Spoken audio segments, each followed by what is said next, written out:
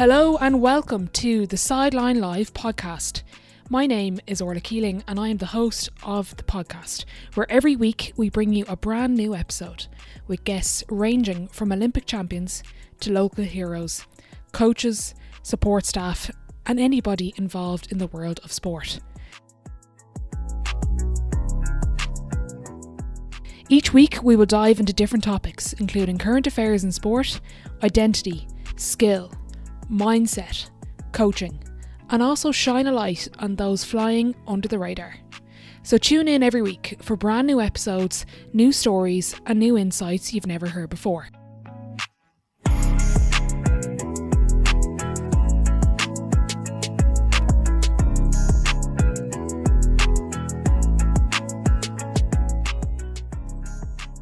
Delighted to be joined by Richie Donnelly. Richie, thanks for joining me on your 33rd birthday. Happy birthday. Thank you, Orla. Appreciate it. Pleasure to be here.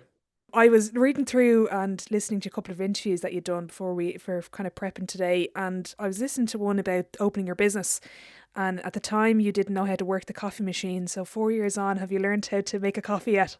I do indeed. I know how to make it, but I've lost my touch a wee bit because I'm not making as many coffees as now. I'm sitting back and orchestrating as opposed to being in the thick of it most of the time. So, but yeah, it was a daunting 24 hours going to bed and not knowing how to make a coffee, and you're open the next day. So, do you know what? It's a great encapsulation of what opening a business is like. Like nobody really knows what they're doing all the time. They just figure it out as they go. You have to learn on the job.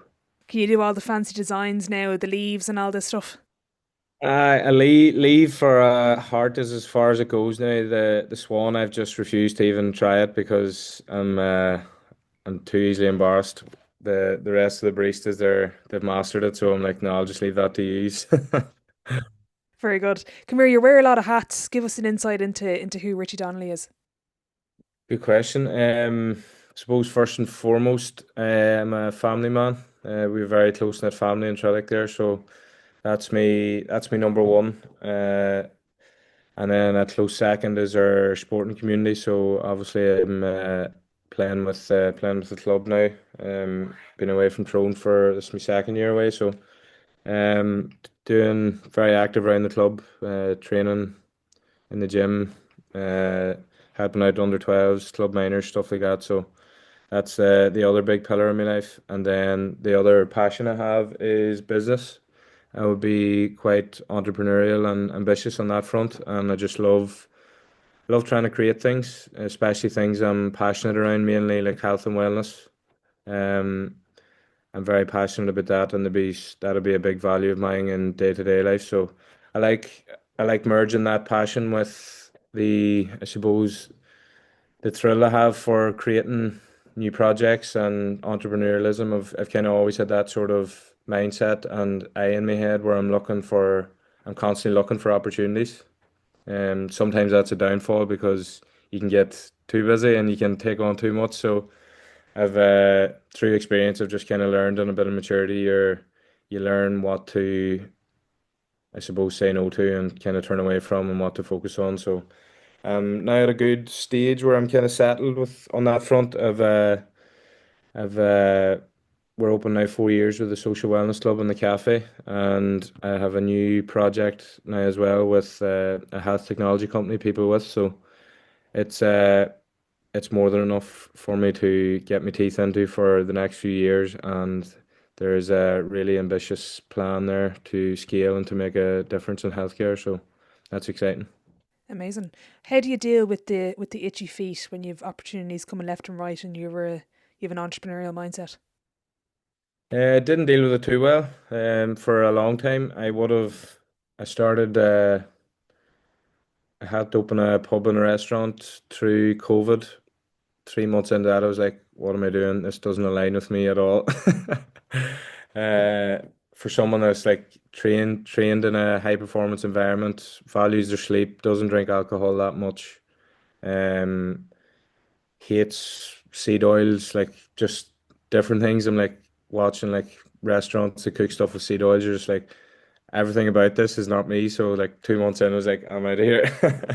But at the time, you're younger, you're ambitious. You nearly you're thinking of the financial gain rather than really understanding yourself and what aligns with you and what sort of mission that you want to get involved with. So, and then I went into like the finance and investment game in terms of utilizing my network that I built through sport mainly, which I was very grateful for. But I I connected a lot of people in that world, which I loved, and it was kind of aligned with me because I love networking and meeting new people, and I really enjoy the business side of things and kind of understanding that.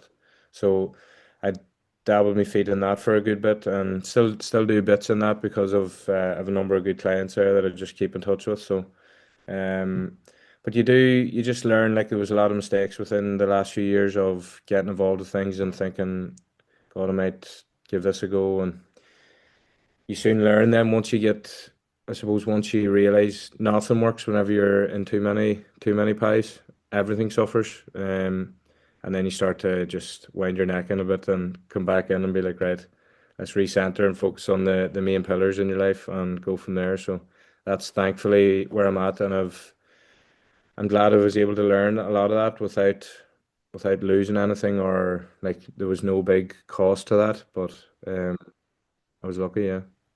Because I had that chat actually with Kieran McGeeney, and I think it was actually off recording rather than on recording. We Yeah. were talking about him opening his business, and we were talking about how he was saying even though he wasn't there, but mentally you're still there, and he was still thinking about it. And he said kind of the cost of it was his football, and he admitted himself the football kind of suffered a little bit with it.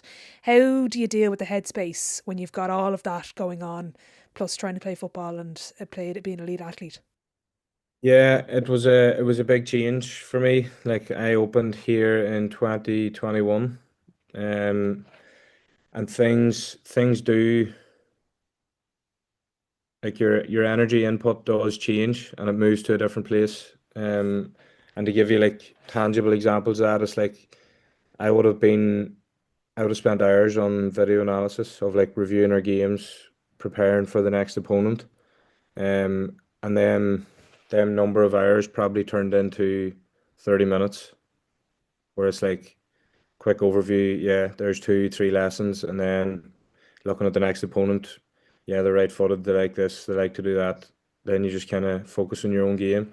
Now within that, I probably moved from an obsessive position to probably more balanced, and I probably benefited in a way, but there was that constant wrestle within that where it's like I used to do it this way, and now you're nearly wrestling thinking, am I not doing enough here?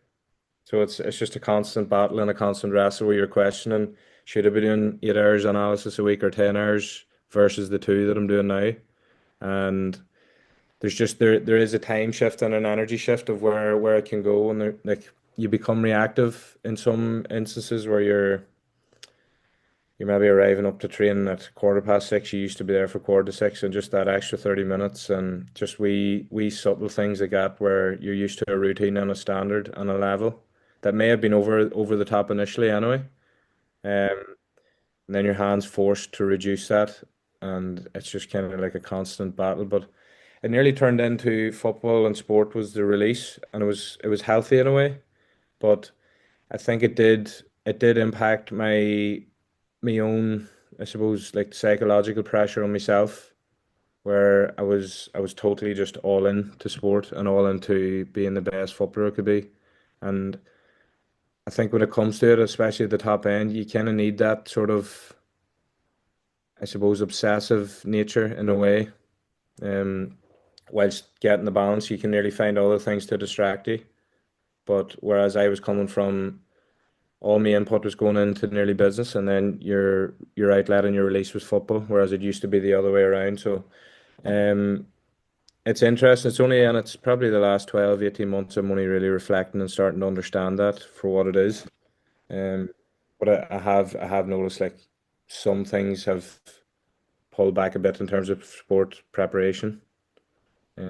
I spoke to Andy Moore about that, and he was talking about to reach your potential and the max, to maximize your talent, you have to be all in for a couple of years. And he kind of referenced the time in college. And Sharon Madigan, who's the Team Ireland sports nutritionist, for anyone that doesn't know, had her on, and she gave me a great line. And she said, "Elite sport is not healthy." Would you agree with that? wholeheartedly. It's uh it's a very lonely place, and that sounds paradoxical because you're in a team sport and probably, in my opinion, the best team sport in the world. Um, because of obviously the values, and it's everyone is there for something bigger than themselves. Um, and despite all of that, it is a very lonely place because ultimately, when you're performing, ultimately it's largely down to yourself, and when you're not performing, it's down to yourself. And especially around injury, when you're playing the game, when you get to play the game, it's an amazing place. But when you're not in flow, when you're not available, when you're not playing the game, it's one of the most difficult places to be because you're going to a group dynamic 4 or 5 times a week and you can't contribute what you want to contribute. And you then shift into I suppose a self-sabotage sort of mindset where it's like you nearly compare, you're like, geez, I wish I could be running like that, or I wish I could be just out kicking about. And it's a difficult environment to be in. And we spoke about it earlier in the call, actually, it was off the call around, it's something we don't do well in the GA is managing mindset and timelines with injured players.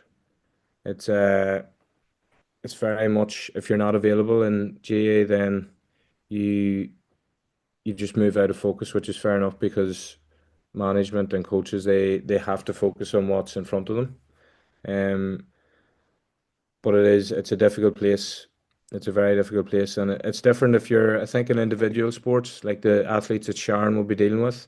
It starts and ends with you, but I think in a way that could be easier to deal with because you can nearly decide what race you're back for based on what metrics you're hitting. Whereas in GA, it's kind of like if you're anyway near fit, you're straight back in, and it's that pull of the team and the expectation and the want to be able to contribute to your team that you care for and your teammates, and it's not anybody's fault. It's just kind of like it's like an unwritten expectation and a pull that you just feel like you have to do it. Do you think that and I asked someone recently about this, and I don't think it's anyone's fault, but do you think we put um, too much emphasis on kind of kind of that if you're half fit, geez, put them in. Do you know that kind of way? Yeah, we do. Um, we do, and there's a fine balance. I'm all for pushing boundaries and playing through discomfort and stuff like that. I don't think there's many, if any at all, in the sport that don't take the field without discomfort or pain somewhere in their body, which I'm all for. But there definitely is an element of skipping some milestones and accelerating things, and but it's one of the things at times you would love to change, and then there's times like it's one of the beauties of it where we're constantly just in pursuit of we need to get back, we need to do this, we need to achieve more. And I think it's one of them things when everything's said and done, you look back and think I wouldn't change it. Uh, it's just sport. It's high level sport, and especially when you're in part of ambitious groups like so. Do you find has your perspective changed at all coming out of the intercounty scene of and going back to club, or is club now just at that level as well? Perspective has changed a lot. When you come out of an intercounty setup, you be a bit lost for a while, in every sense because your identity's wrapped up in it. You're none the wiser when you're in it. Whenever you lose, and it's all within your own perception of yourself. It's not really no one else outside of this is thinking this way at all. It's all an internal thing, but the perception of your identity just totally changes. It's like, well, if you're not an intercounty footballer, then you start to question like who am I within society? Who am I within my household? Like what do I do? What do I bring? Like what is my value? Like you question all of that and you go through, I certainly did anyway, this might be the case for everyone, but you you kind of have to nearly rebuild yourself and your identity and like a whole new self understanding of who you actually are as a person. So like strip it all away, like who the hell are you? You're not just a footballer. You're not an intercounty footballer or a camogie player or whatever. It's you have to ask them hard questions, and it's until you're out of the bubble that you start to ask them and you start to work through it, and eventually you come to a place. So that perspective has changed massively of self-understanding. It's like, who the hell am I? And then it shifts when you go to the outside. What I really discovered quite quickly was the impact intercounty players have on society and people, and especially people in need and struggle.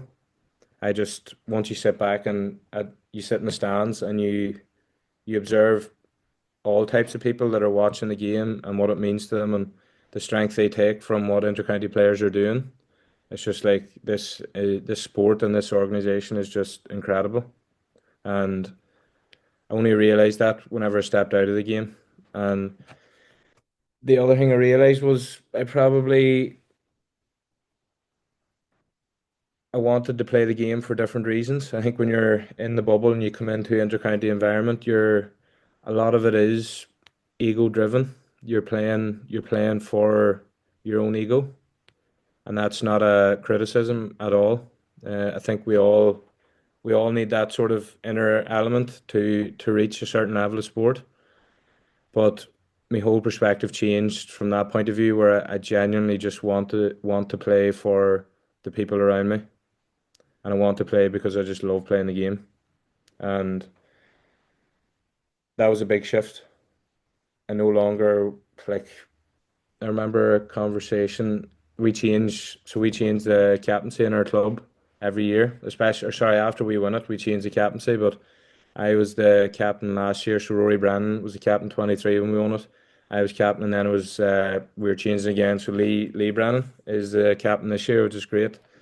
Um, and I remember having the conversation with Matty, and I was like, that stuff doesn't really interest me. Like, it doesn't change how I want to show up or approach my preparation or play, how I play the game or how I play for the team or the club. So like everything's just changed that way.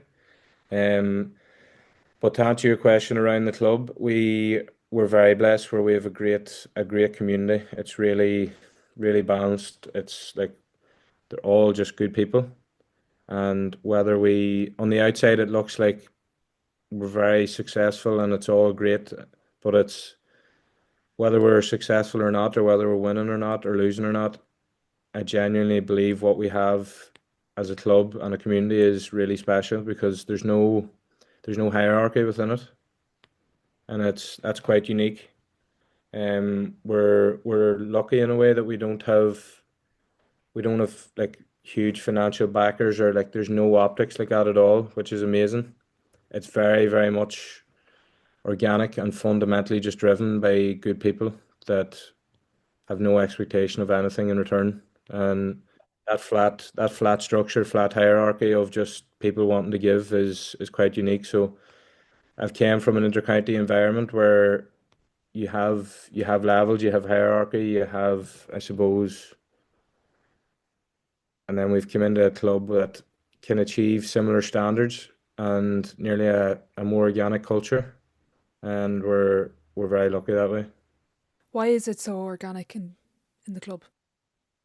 Because of the people, their intentions. Nobody sees themselves above anyone else or above the club and what it means.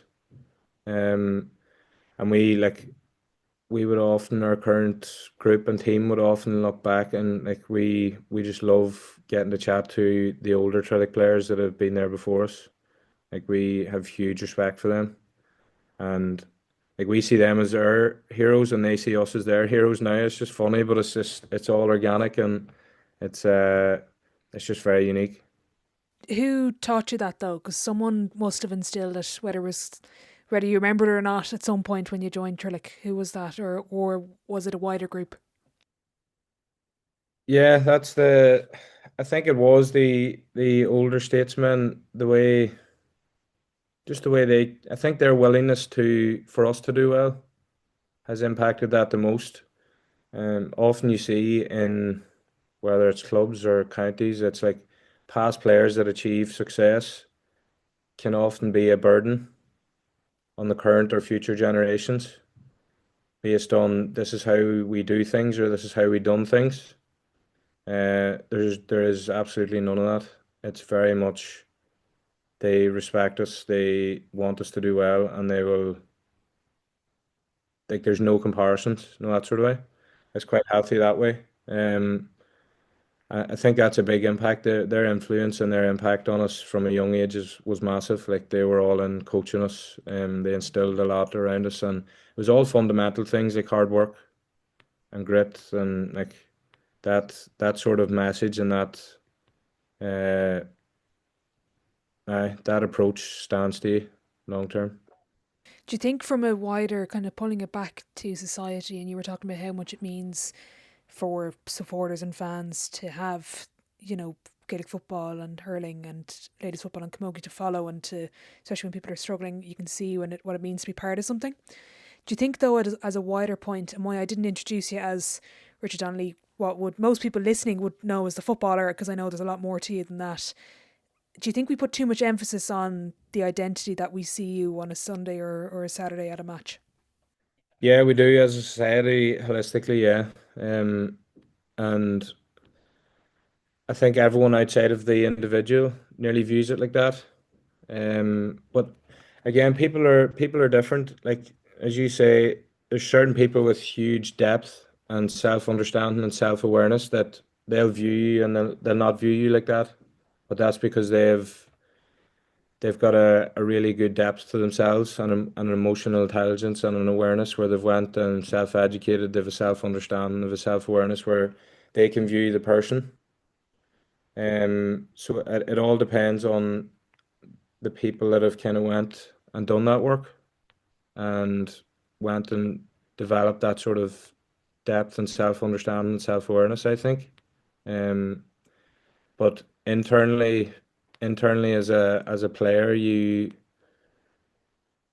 just see yourself as a another person, and I don't think there's enough people holistically in society that see that side of it. They just see you as a relevant object in that moment in time because you're playing in sport in a certain code or a certain sport to a certain level, and that's who they see you as. But the reality is, you like nobody's different. We're literally all the same beings. So Do you think then, when you're saying, when you're in the kind of, what I don't want to call it a rat race, but when you're in the mentality of an intercounty elite performer across whatever sport, maybe there's someone listening that plays something else. Do you think there's room to have that, to build that self awareness and that depth when you're going all in and chasing that dream? there is, I think there's so the GPA like they do some amazing work for people that are, I suppose, in the game currently and playing the game. The likes of their BO 360 program where like it's very much a deep dive on profiling yourself and your traits and trying to understand yourself. And it's probably not utilized enough. One of my parting, I suppose, messages to the Tyrone group, the everyone under 23, it was like, if I was to do it all again, I would just throw myself into that exercise of really understanding myself because I think it has a huge impact then going forward. And you notice some of the biggest prospects in the game, you nearly realize when they're younger they have a great maturity and like self-understanding. Like the likes of David Clifford just like seems like a really steady sort of character. Kieran Kilkenny, them boys when they were young, they're just very steady, and it was nearly like a self-understanding. I would encourage a lot of young players to just deep dive into that as early as they can in their careers. Um, but the GPA do great work around that. But I think holistically, there's not enough of it in terms of like a an openness and a authenticity and I suppose a vulnerability within high level sport. But there is shining lights out there in like global sport like AFL seem to give more access to players and especially around the vulnerability side of it. And they're very open in that sport and they're very just raw and honest, which is why like I would follow it a bit. I do love watching it. I love watching the documentary stuff like that.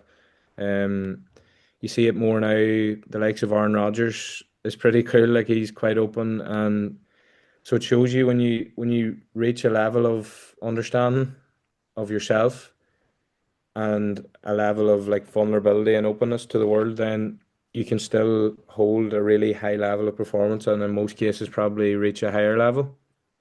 But it's especially in sport and more so within Ireland because it's such a small place. It's not a I wouldn't say it's there yet in terms of having an encouraging space for players to do that.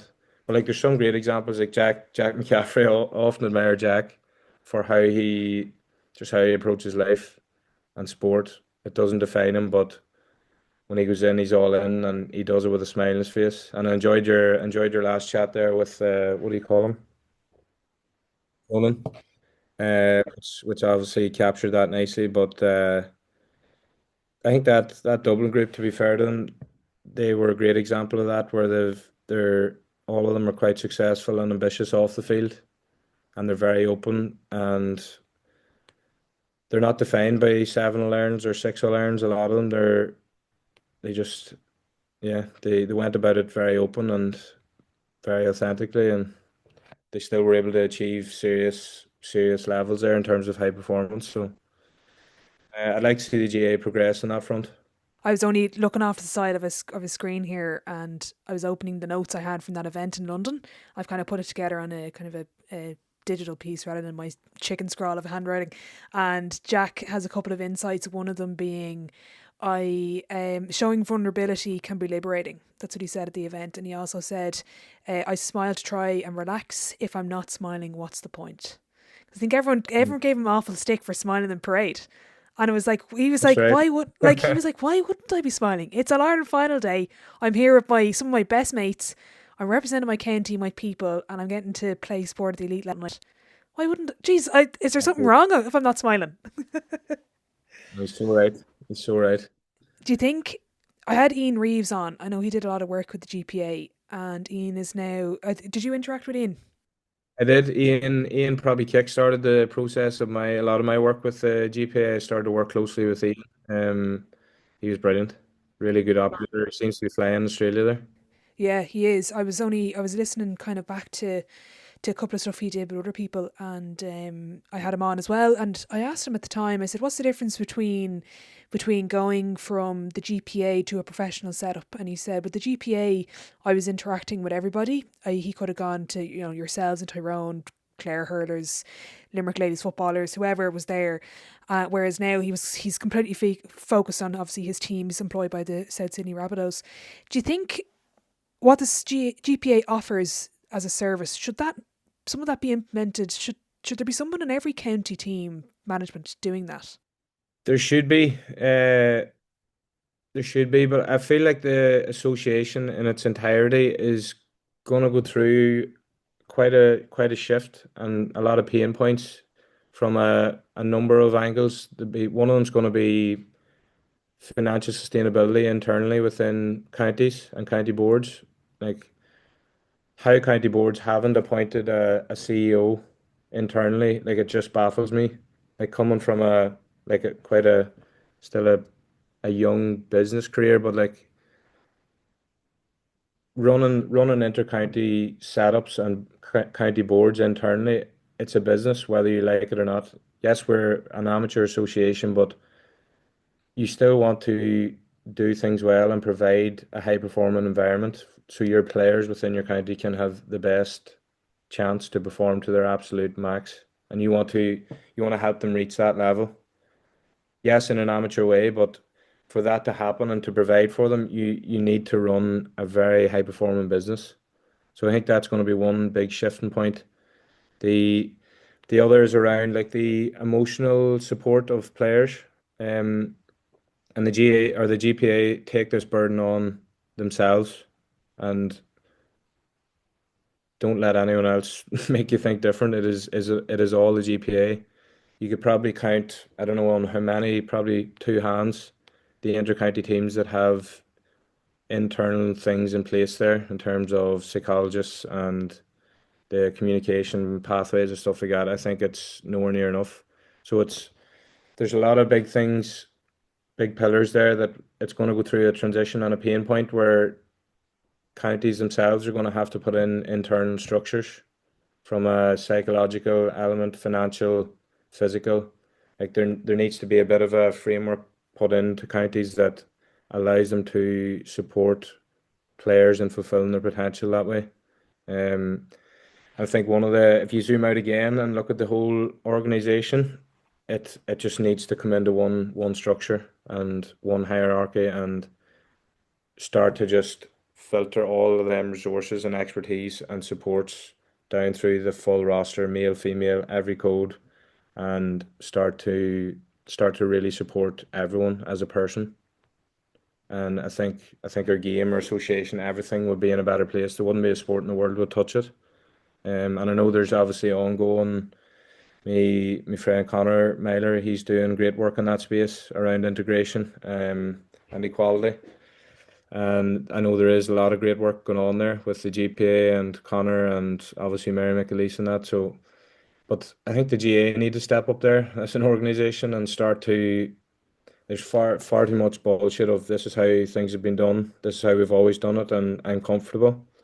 It's there's far too much self-preservation going on there, whereas like they need to stand back and just say, hold on, this is the way forward, and this is what we need to do, and just let let the forward thinkers start to pull that forward and bring it to life and just move out of the way because they're wearing the same suit in the fucking Art Corla for the last 35 years. So there's a big change needed there. Like, Yeah, I think when we talk about being a professional, I think we've really reached the point in Gaelic games as a whole, and I mean across the four codes, that it's professional on the pitch, and but yet it's Gaelic games is still amateur, and it's very much amateur off the pitch. And I don't mean that as a shot at anyone you've mentioned. I just mean it's still the Gaelic Athletic Association. It's an amateur sport. Do we lose when 80% of people don't like change? So when we talk about changing, I'm sure people listening will get itchy feet themselves. When we're talking about changing, and when you mention it's the best sport in the world, and you are biased in that, but it is, I love it as well. Change, we don't like it. So how do we keep it the best sport in the world with change? uh, well, if you think we already believe it's the best sport in the world, and I can only but think it can just come up levels. You look at the rule changes, and like to be fair to the GA, that was an incredible step forward in terms of changing how we do things and being open to change, and then going and getting a skill set that can implement it. And obviously, Jim Gavin, like no better man to do that. Um, what that's done for Gaelic football is incredible. Honestly, it's a totally different game to watch. I haven't got to play a game yet in the new rules myself, but it seems I am.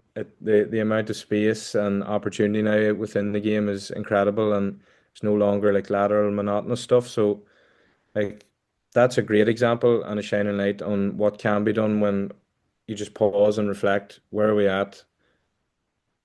And start to open yourself to changing and making changes, and then going and getting the right expertise to actually execute that. And so it shows the abilities there to do it, and the willingness is there to do it. So I just think it needs to follow in other areas now, as you say, off the field. Like you're squeezing so much of the players, and fair play to the GPA of doing the report and actually shining the light on that of what they it's nearly 600 million euro a year.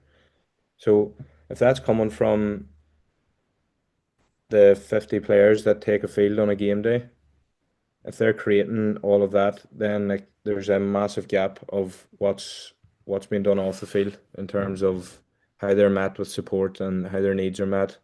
And like there's a lot of anti GPA and anti they think it's professionalism, but for me it's Maslow's hierarchy of needs. It's the fundamentals of supporting people emotionally, physically, partly financially. And it's not for financial gain, it's to actually just survive.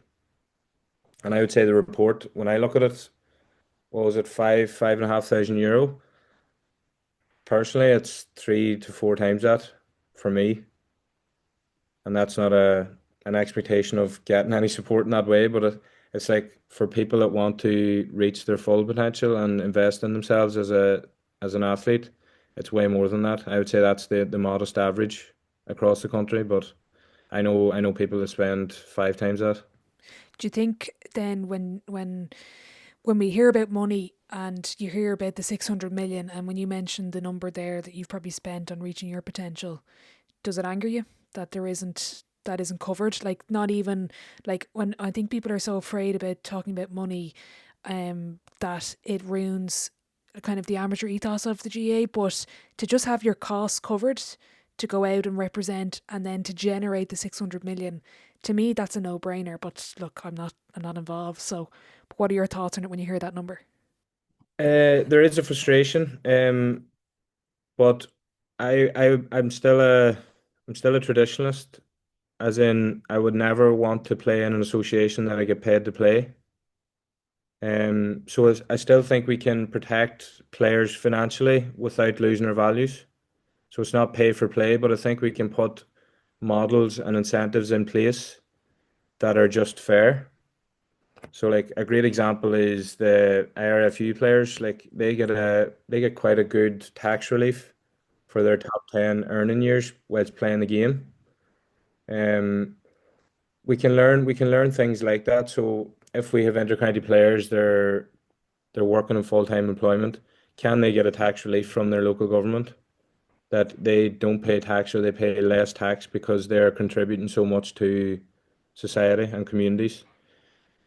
I think there's mechanisms like that that are safe, and it's not a financial gain, it's just a financial support and a protection for players, because you start to see, like, and it's becoming more evident, players are sacrificing career development for sporting development. And over time, there's going to become a bigger gap there in terms of what they need to invest and what their performance is expected of them and the remuneration they're getting. So I think you can protect the values of the association, which I would never want to change. I would never want pay for play, but we, I think that's where you bring in smart people with solutions, like business-minded people that understand commercials, that can sit down and say, there's sensible solutions here, like the RFU model of tax relief on income tax. Um, that's a safe way of doing it, whilst not physically paying players as an association. Mm. That was something I discussed with Cathal Dennehy around athletics, and we were talking about funding structures and how it hasn't changed. And now I know I'm changing sport, but it was all about the how they classify athletes in kind of athletics and other sports, kind of the Olympic sports, kind of all brought into one, and how they classify it. If you're world class, you get 40k, then it jumps down to, I think it's 25, then it's 18. And we were talking about how really when you make it to the world class level, you're kind of like 40. It's obviously, it's quite a good wage, but it's really the people at the 18, the 25 that actually need it the most, because they don't have the deals that the 40k people have, where, you look at Rashida with Nike, and that's another unicorn in itself, having Rashida Adelecki. They have all the other stuff, but it's actually the Andrew Coskrins who's starting to come up and push up, where they're not at the pinnacle yet, and it's like, how do we keep that? And I compare that to a smaller county where, you mentioned, Jack McCaffrey, Brian Fenton, well-known names across every county, but I look at then, you look at the Leitrim lads, you look at, and no disrespect to Leitrim, but it's the smaller counties, how do we keep that equal across everyone?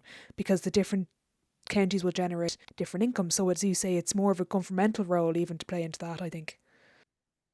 For sure, the government will and should have a massive part to play in it holistically, because, as you say, it's just not comparable, the financial resources that are at the disposal of different geographic areas. Like Dublin geographically is just, I don't know how many times bigger than Leitrim, for example. So like, you're talking about chimney pots there, you're talking about headcount, it just doesn't match up.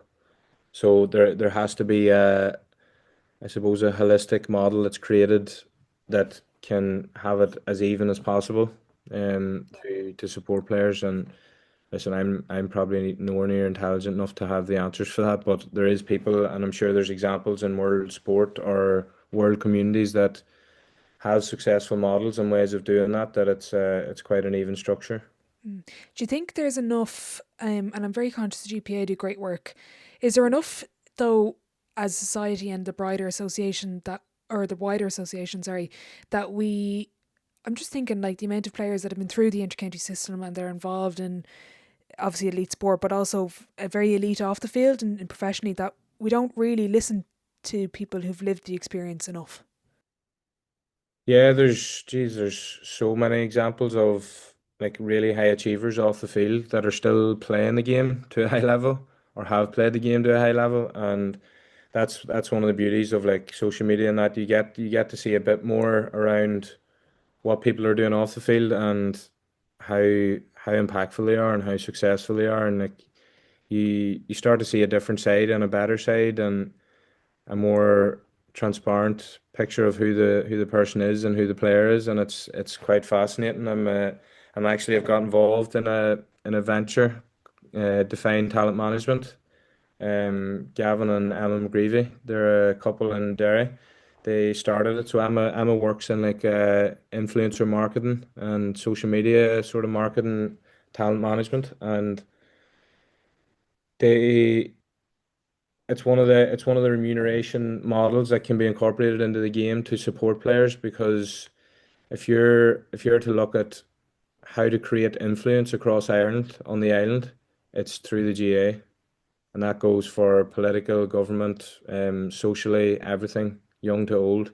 It's through GA players that are playing the game, camogie, hurling, football, every code, and it's one way of getting, I suppose, just justifying the value that players can create, especially among communities across Ireland. So that's one of the big missions for Defined Talent Management Group, is to bring fair value to players, that brands are utilizing to grow their brand and to commercially profit from. And that's Emma and Gavin's doing great work there in terms of they understand the data and the metrics, so they can stand over players and say this is what this player and this athlete is worth because this is their metrics. It's black and white. So if your brand wants access to them, this is what you have to compensate. And it takes the guesswork out of it, and it's a big taboo in the GA where players have so much to offer socially in terms of influence and impact positively. And people want to see more from players and see more about their day-to-day lives, and that's one of the powers of social media. So I think they're gonna do great work in that space and bringing fair value to players, which can obviously contribute to the financial compensation of uh, a reward for what they do for Irish society. In terms of when you speak of people and society, I get the sense through all of your ventures you really enjoy bringing people together into one place, like your cafe social wellness club, what you're doing with your new venture. Is that kind of one of the driving forces behind what you do? It is. I'm quite a social butterfly that way. I love meeting new people and getting to know them and their stories, and because it's amazing, you could chat to the most random people and you learn so much from them. And when you remove all the perception before you meet them, it's just like this is fascinating what they've been through, what you can learn from them. But yeah, I love the social side of all of it, and like you strip it all back, it's yes, it's business, and yes, there's finances involved, but when you strip it all back, it's all about people. It's really that's all it really boils down to is people and human connection and just being authentic. So, I love that side of it.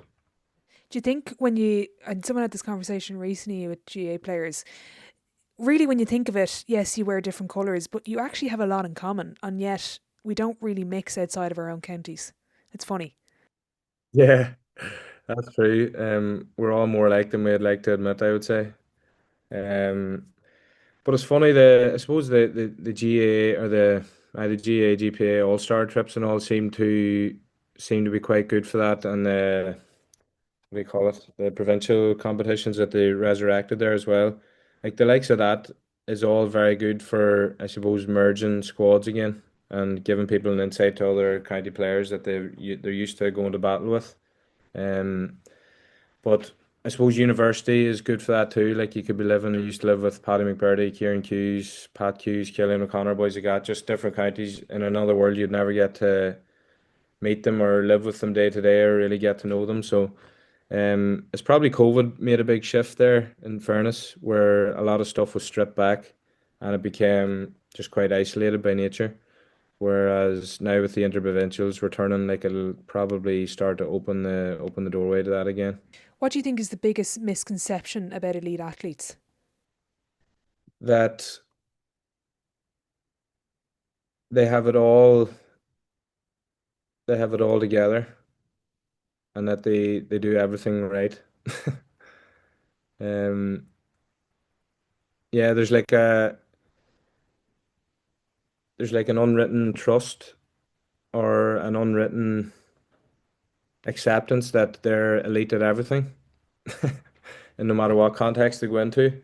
But as I say, behind it all, we're all just people, and they're all like everyone has struggles and challenges, and you just do not know what they're taking onto the field at any given day. So, that's probably one of them. One of the I kind of went through your Instagram there, and one of the captions I loved was your Instagram caption around when you won the All Ireland in 21, and you said, "People say we put our life on hold, but this is our life." Talk us through that. That's funny. Probably wouldn't write that as a caption today. And that's I related to it earlier. It's like that's how you, I suppose, evolve and change as a person, just through learning. I'm like the other side of the fence now. It's like it's not my life, but it's a part of my life. But that's just all. That's just learning that. That's a great actual comparison of like when you're in the bubble. It is your life, and that's that statement or that caption is true to me at that point in time. But now I'm just like I'm a different person in that regard. It's just part of your life, but it's when I sure every waking moment that's all you were thinking about really at that point in time. Yeah, because the end of it is, and I purposely didn't say the whole thing, was our whole lives are lived to achieve this moment right here, which is like that was the full caption. You're like, oh, you're like, did I write that? Don't be making me cringe here. But it's funny, like I ought to go and delete yeah, that here in 2 seconds. yeah. But it's funny, like that's the maturity with it. But do you think your perception has changed as well since you have an All Ireland medal? It does in a way. There's no point lying. It's like anything when you have put your life into it and what you perceive to be the only mission in your life. Once you achieve that, it's like genuinely within hours of the game, you're just kind of like, fuck, is that it? Is that what it was all come down to? Was like a millisecond where you experience something and then it's like within a couple of hours or a couple of days, you're thinking of the club championship now, or you're thinking of the next year, or you're thinking about doing a friggin' staff rota. Like it's just like things just move on so quick. It's mad. But yeah, that is fascinating. It does change your perspective because you start to realize then like all it ever is just moments. It's just like a point in time or a moment within your life and then it just moves on so quick. It's crazy. Is there a little bit of what they call the post Olympic blues of when you win All Ireland and achieve your lifelong dream? Realize not is this it, but it's like what's next sort of thing. Uh I think for some there can be. Like I said earlier, if you're still stuck in that identity, you will definitely experience that and go through that lull or come down of where the hell do I go now? And there is examples which is sad in a way that of of people that have really struggled with that post intercounty football or camogie or sport, high level sport. The likes of Michael Phelps there, like when you watch his documentary, it's like it is crazy and but it's real. Um, I feel lucky in a way that I've navigated through that whole conversation with myself and experience, and it takes a lot of work and a lot of hard questions, but I I feel lucky that I'm able to come through that type of phase or period or learning and come out the other side and really understand that it's just a part of me. It's not all of me, or if it doesn't define my value at all. So What do you yeah, think is the biggest lesson you've learned from sport then when we speak about kind of learning about yourself? Is it that sitting down and having to figure out who you are apart away from sport, or is there something bigger? that would definitely be one of them.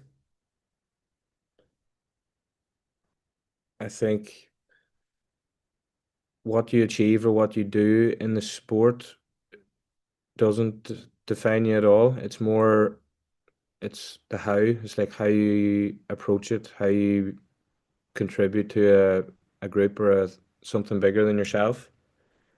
I think that's what most people will remember. Like I always think of Andy Moran, like doesn't have an Iron, but like he's a bigger than life character. Like I met Andy for coffee in Portugal last summer. Was it last summer? Yeah, it was. And geez, you could chat to man all day, but Yeah, like he's gas. you chat to all his former teammates who maybe his players now in the next few months. You never know. Uh, You've got the inside scoop, is it? no, it's no inside scoop. I actually just seen on social media yesterday he's front runner, but like the the stuff that them boys would reference, like it's all about the person. It's not about what he achieved. So like that's been one of the biggest lessons is like all stars and all are fine, but like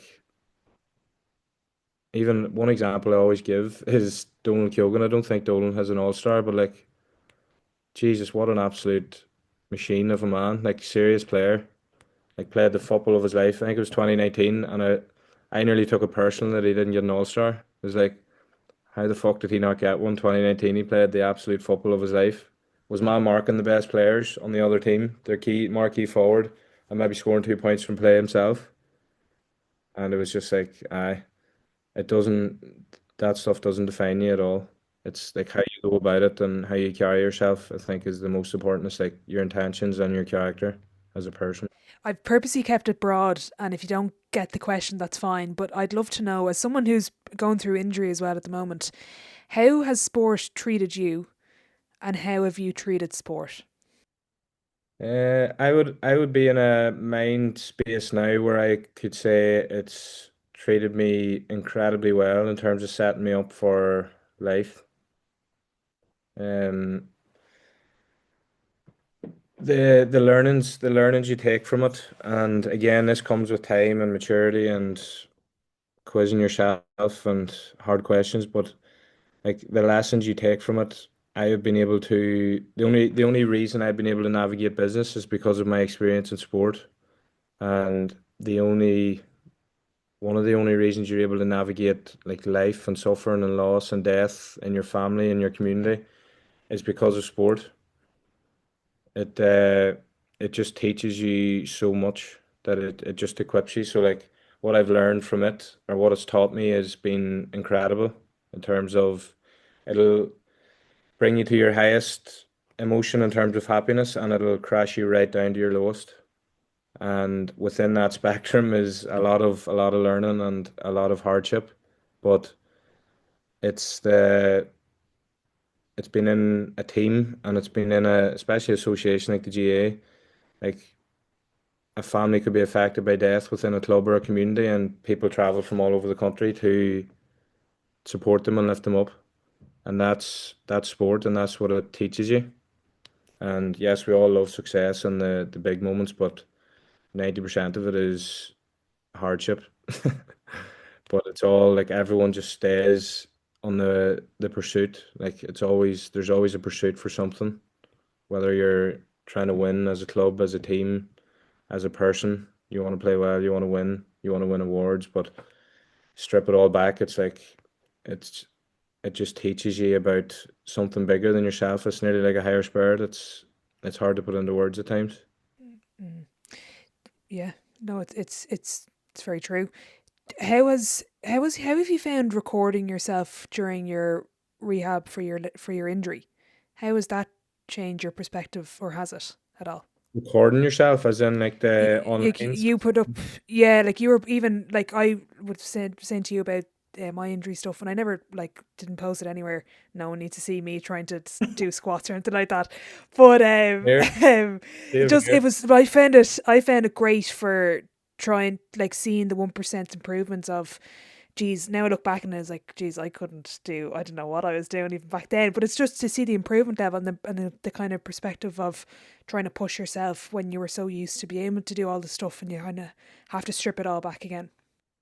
Yeah, how'd it feel, to be honest? I was like, what the fuck am I doing here? Putting this up. But then there's there's a few things to that. So like obviously I'm involved in helping Emma and Gavin with defined talent management. And because I want to, like, I always think of the young boys in Tyrone, for example, was like I want them to, if I was to do it all again, I would want to build a better personal brand. And I think they can get more from the game than I suppose my generation would have. That's a fair reflection of what they put into the game and what they create in communities. So I was like, there's no point me crowing and getting behind this when I'm not actually willing to do it myself.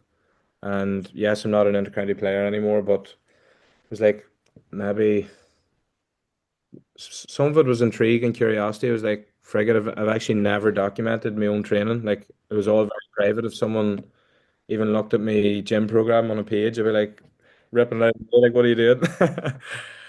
But now I'm just in I'm in that phase of life and self-understand where like I don't really care. I'm just like, I actually enjoyed it. Like once I done it and seen it, I was like, that's actually quite cool. And I liked recording it and I posted. If no one likes it, I don't really care.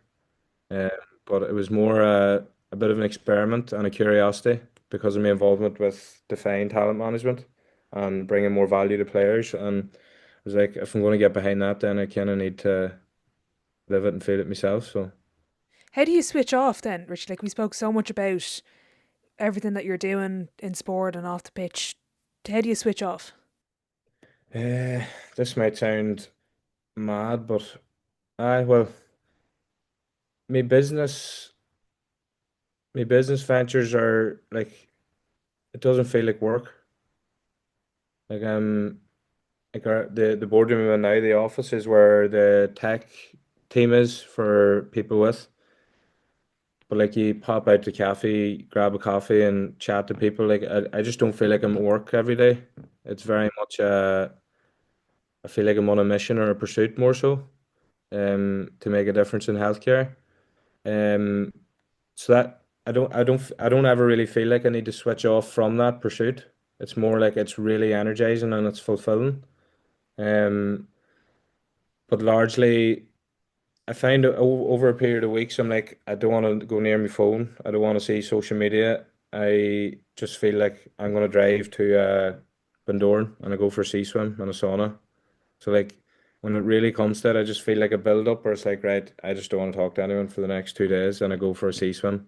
So like it's that sort of awareness. That's how I would mainly switch off is I go into nature and I go for a sea swim and I go for a sauna.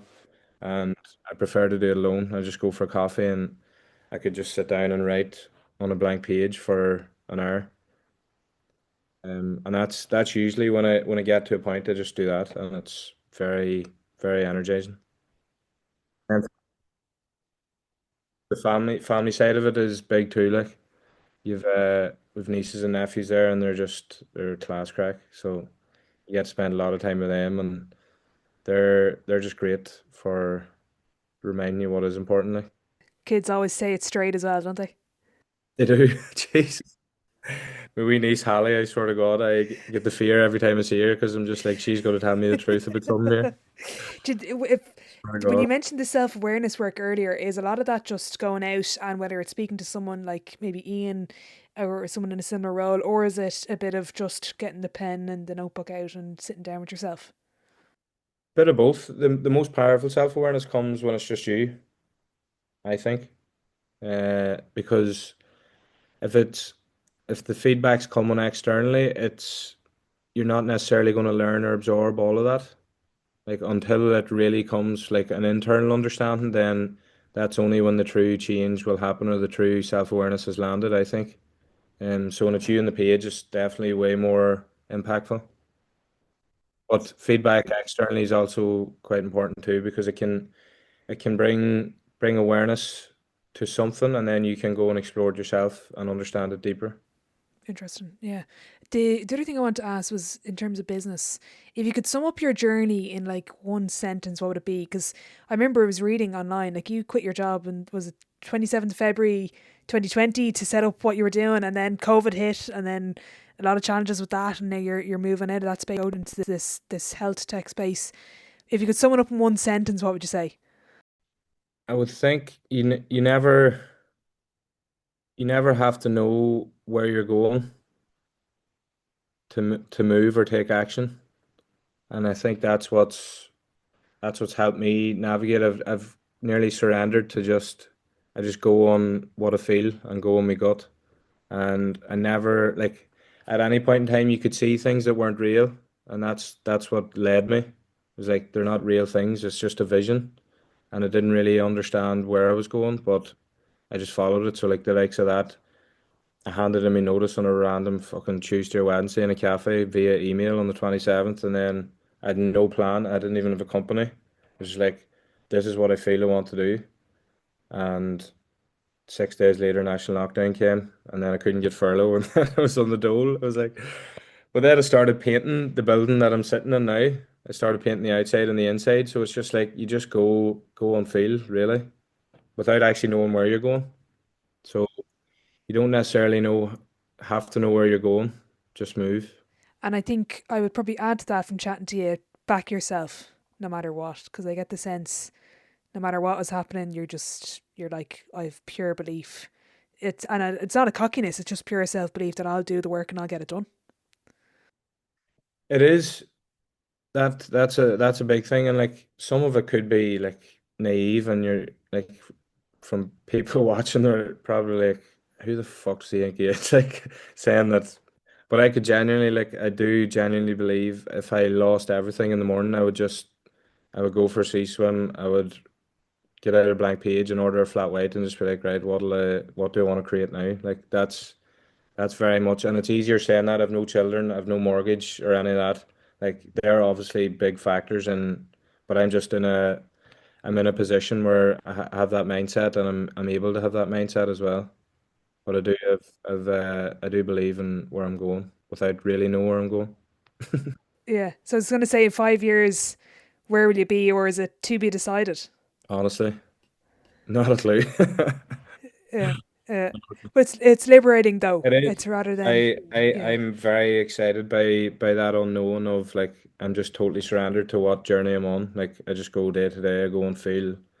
Yes, you can plan for things, especially in business. You do need a plan and have strategies, but I'm so excited by the things I don't know, In terms of which is books and great. podcasts, I know you're into them. Any recommendations? Any key ones that you'd recommend? Uh, I'm loving Dwayne Wade's podcast. Yeah, it's good. It's just so random. Like the topics he talks about, I don't have a barney about them, but I'm just so intrigued of hearing about people I've never heard of and their journey and what they're creating. And some of the wee nuggets you get is like, that's unreal. I'm taking that. Uh, I like the left field ones I got. Like I'm bored shitless of Stephen Bartlett at the minute. I'm like haven't listened in months. Honestly. Uh, who else? Dr. Mark Hyneman. I love the health ones. I dip into that a good bit. Rich Roll, I like his. Yeah, it's good. Done a bit of Joe Rogan again, probably fed up with him. I just like random ones. Books wise, go through phases.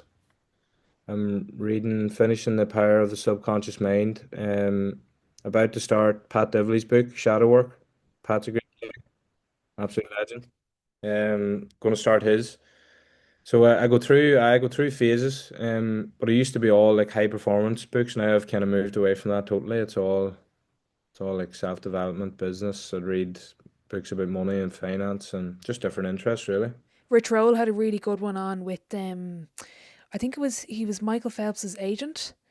Really Right. interesting. Yeah, I sent the link. That was quite good. But yeah, I agree. There's I find sometimes with the podcasts that you listen to, they all just kind of follow each other and get very commercialized and get very kind of, one week they tell you to drink 8 liters of water and the next week they tell you don't drink water, it'll harm you. Do you know that kind of way? Like it's all very contradictory, and it kind of that annoys me. Especially Stevens, his has went very much to the health, nutrition, financial sort of do's and don'ts. I just find myself gravitating away from that and going into more about people. It's not like it's not there's no right and wrong message in the podcast. It's just depth and experience and learning and understanding, and it's just much more interesting. Yeah, exactly. Speaking of that, I had planned to ask you loads of stuff and we went down a completely different route and I'm delighted we did. But I do have to bring this to a close because I'm conscious you are a busy man. Richie, so we're going to move on to the sideline seven. It's the same seven questions at the end of every episode. Question one, I get the sense you are probably the biggest quotes man I've ever met. So I'll ask you for your favourite quote. You're wrong there. I'm terrible with Okay. quotes. Oh God, best quote. Tony O'Neill, a friend of mine from West Belfast, once told me, "How you do anything is how you do everything." And I'm not quoting that from a point of view that I'm bulletproof in that regard. There's days I leave my room and don't tidy my bed, and I think of Tony and be like, "How you do anything is how you do everything," and I've just let myself down a bag full there. I didn't tidy my bed. But that's always a quote. I don't know why. It's the one quote I'll always remember. Very good. Question two, best sporting event you've been to. Pick one as a fan and one as a player. Fan is a toss up between Ireland and New Zealand, despite the result in Paris. Incredible event, but felt like someone died at the final whistle. Busy. And then Anfield, I got to witness the Spurs game when they won the title this year in Anfield. Big Liverpool man, so probably for the final whistle, emotions and Calvin Harris playing through Anfield was pretty cool. I'd probably go with that one as a spectator. As a player, best sporting, probably our county final win in 2023, just with everything, yeah, all the optics around injuries, and my uncle Shep had passed away the week before. Uh, Huge Trillick man, he's five championship medals and coached all of us at underage. So that was the most liberating game I've ever been involved in. Like we were coming out of the tunnel and the tears were balling out of my eyes running onto the field. It was like, what is going on here? But it was so energizing. It was just like I just couldn't see any other thing happening. It was just like we're doing whatever we need to do here. That was the most liberating as a player, definitely. Yeah. Question three, the biggest setback or challenge so far in your career, and how did you react to it? Probably going through it at the minute. The last 2 years has been really difficult as a player. I think I've played four games of football in 2 years, which is like fucking like last year. Stepped away from Tyrone, had a like groin pubic area injury, got the operation, came back for championship, and then hurt the knee, and then I've been out since. So I'm probably going through it at the minute where I'm like desperately want to just train and play football and play with your mates, but um, that's been the toughest journey probably to date. Have you retired from intercounty football, or is it an ongoing just step away? Honestly, I don't have a finite outlook on that at all. Like me only concern is to get back playing for my club and my club mates, playing with them and just enjoying it again. And honestly, I don't have a clue. Whether I can get to that level again, I don't know. I don't have a need to want to get back there to prove anything. I don't like it at all. I'm just very at peace with if it happens, it happens. If it doesn't, then it's not for me, sort of thing. I'd, I'd still preparing and training. I'd still train and prepare to a high level. So wherever it takes me, but the only goal for me is just being able to play a game and not being bits after it. It went, and Jesus, I know that feeling well. You know all about it, all right. On the flip side, then your biggest achievement on or off the pitch. Biggest achievement on or off the pitch? On the pitch, on an individual level, do you mean? Up to you, whatever comes to mind. Probably biggest achievement on the field. Probably our first county title, 2015. We were beaten intermediate final 2014 by like 14 points. Scraped up through the playoffs to get back to Division 1 and then won the senior championship 2015. first time in 30 years, 28, 29 years. Um, that was a big moment, and to a lot of people, it was a big shock. So I'd put that up there. Do you think because it's knockout, does it add to just when you win it, it's like Jesus, just adds to it? It does. It does. There's no doubt the what it takes to win it in Tyrone is I couldn't honestly say that other county championships can compare it. Like it's the euphoria because it is so challenging. Like every single minute is the stakes are so high. Um, and it's different to inter-county championship games. Like Tyrone Club Championship is just everything about it is different. The emotion, the intensity, it's just like you'd take you 3 days to be able to walk after a club championship game in Tyrone, but like you could train the day after an inter-county championship game. It's so weird. Sure, there's has no team has gone back to back since what 2000 2004. yeah, like Yeah. that just shows the And there's level that a lot of like very close, like ourselves and Errigal have come very close to doing it. Who else would have been close? I don't know if there's been many other teams that have got to back-to-back finals. Maybe Kelly Clogher, no. But there's been a lot of like you're talking extra time, losing by a point, losing in penalties.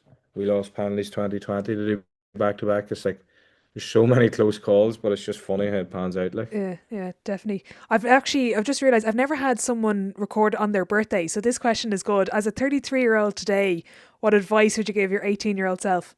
we didn't agree to publicly announce my age, by the I can edit that. way. Please do. Nah, I'm only kidding. What advice you give your 18-year-old self? I would love to. I would love to have understand myself better as a person when I'm 18. But like, I suppose everyone probably says that. That could be one of your shittest answers ever, maybe. No, no, it's not. I don't think many people have said that, to be honest with you. Aye. I don't think so. Uh, but that's life and maturity and time, I guess. I don't know. I would. I would love to have that sort of maturity or self-understanding a lot better when I was 18. Question 6, who would be your dream dinner guest and why? We had this chat with Lee Chin and his girlfriend and Connor Myler. Four of us were chatting about this the day of the hurling final. Who'd you who'd you bring out for dinner? I shortlisted Michael D. Higgins, Matthew McConaughey, Imelda May, and Dua Lipa. They were my four. Quite a broad range.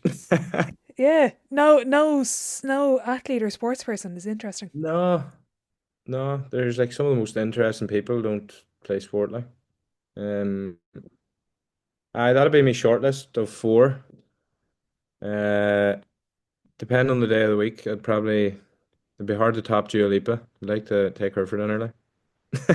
Do you think would it be a coffee in Nature and Co with a nice leaf and swan and all this jazz? No, it'd be a steak and wine sort of night. Very good, very good.